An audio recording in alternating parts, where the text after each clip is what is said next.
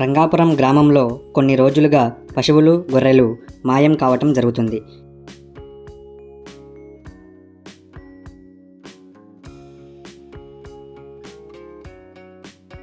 దొడ్లో కట్టేసిన పశువులు ఎలా మాయం అవుతున్నాయో గ్రామస్తులకు అంతు చిక్కలేదు. కానీ బయట ఉన్న ఊడల మర్రి చెట్టు మీద ఒక బ్రహ్మరాక్షసుడు నివసిస్తున్నాడని, అతడే రాత్రులు పశువులను, గొర్రెలను ఎత్తుకుపోయి తింటున్నాడని పుకార్లు పుట్టాయి. అది నిజమే అనటానికి చెట్టు కింద పశువుల కళేబరాలు పడి ఉండటం కూడా ఒక నిదర్శనం. ఆ భయంతోనే అందరూ చీకటి పడగానే తలుపులు బిడాయించుకునేవారు. పశువులు పోతే పోయినాయి, ప్రాణాలు దక్కితే చాలు అనుకునేవారు.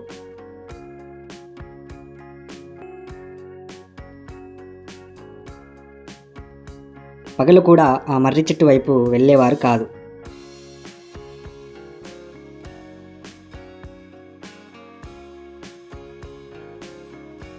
ఇకపోతే ఆ ఊర్లో అభిరామ్ అనే యువకుడు పట్నంలో చదువు పూర్తి చేసుకొని స్వగ్రామం వచ్చాడు.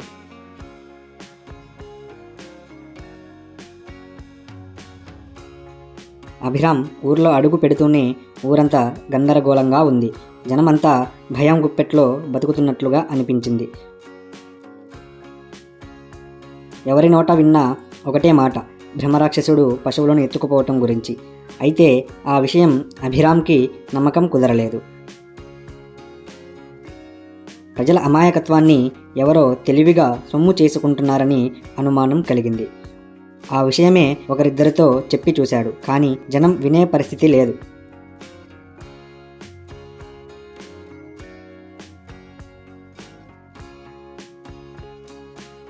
అభిరామ్లో పట్టుదల పెరిగింది.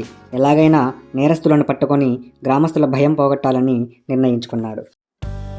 అదే రోజు రాత్రి కూడా ఒకరి ఇంట్లో 2 ఆవులు మాయమయ్యాయి.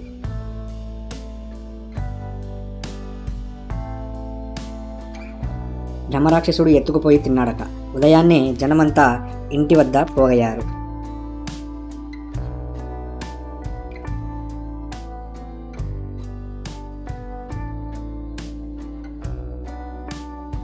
అభిరామ్ వారి వద్దకు వెళ్ళి జరిగింది ఏమిటని అడిగాడు.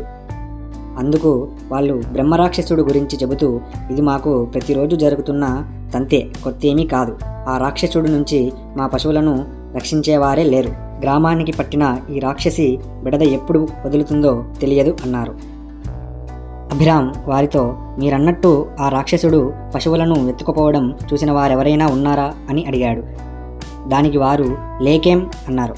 ఈ ఊరి వాళ్ళే భామయ్య అనే అతను రాక్షసుడు పశువులను ఎత్తుకుపోతుండగా తను స్వయంగా చూశానని చెప్పాడు. అతడే కాదు, చలమయ్య అనేవాడు కూడా రాక్షసుడు చెట్టు మీద ఉండటం చూశానని చెప్పాడు. అభిరామ్ ఆలోచనకు పదును పెట్టాడు. తన ప్రయత్నానికి ఒక చిన్న ఆధారం దొరికినట్టయింది. సాక్ష్యాధారాలతో సహా పట్టి చూపిస్తే గాని గ్రామస్తులందరూ నమ్మరు. గ్రామంలో 4 మెరికల్ లాంటి యువకులను సమావేశపరిచి, చూడండి, రాక్షసుడు పేరుతో మిమ్మల్ని ఎవరో భయపెడుతూ మోసం చేస్తున్నారు. ఎందుకంటే రాక్షస జాతి అంతరించిపోయి కొన్ని వేల సంవత్సరాలవుతుంది. అప్పుడు వాళ్ళు గుహల్లో మాత్రమే నివసించేవారు, చెట్టు మీద కాదు. నిజంగా రాక్షసుడుంటే పశువుల్ని మాత్రమే ఎందుకు తింటాడు? మనుషుల్ని కూడా తినాలి కదా. అలా జరిగిందా లేదే ఆలోచించండి. యువకులు పిరికివాళ్ళుగా ఉంటే ఇలాంటివే జరుగుతుంటాయి. రాక్షసుడు మర్రి చెట్టు అంతా వట్టి కల్పన మాత్రమే.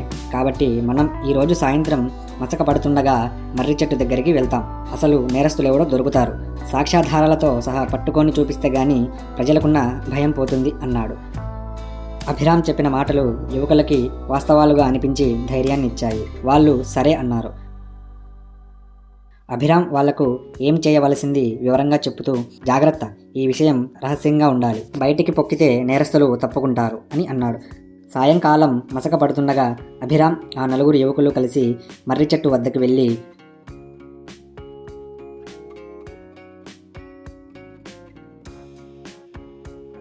చుట్టూ 4 వైపులా 4 దాక్కున్నారు.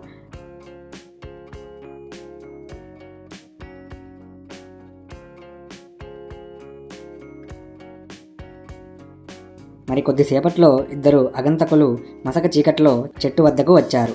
వాళ్ళు చలమయ్య, భామయ్యలుగా యువకులు గుర్తించారు. వాళ్ళు చెట్టు కింద కూర్చొని డబ్బులు పంచుకుంటూ, ఇవి ఆవు డబ్బులు, ఇవి గొర్రె అమ్మిన డబ్బులు అని పంచుకుంటూ, అందులో ఒకడు, ఒరే ఊరి వాళ్ళకి మనం బ్రహ్మరాక్షసుడి పేరు చెప్పి ఈ మర్రి చెట్టు కింద రాకుండా భలే భయపెట్టాంరా అని అన్నాడు. ఇంకొకడు, అవును, ఎవడైనా వస్తే రాక్షసుడు మింగేస్తాడుగా, మరి ఇక జన్మలో ఏ ఒక్కడు ఇటువైపు రాడు అని నవ్వుతూ అన్నాడు.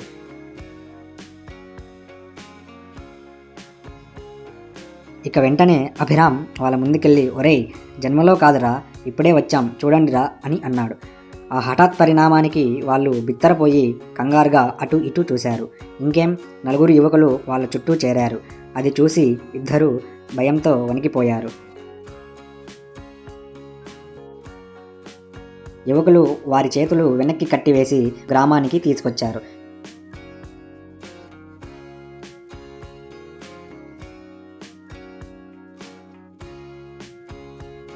క్షణంలో ఈ వార్త విని గ్రామస్తులంతా చూడటానికి వచ్చారు. అభిరామ్ గ్రామస్తులతో, చూడండి, బ్రహ్మరాక్షసి ఒకరి కాదు, ఇద్దరు.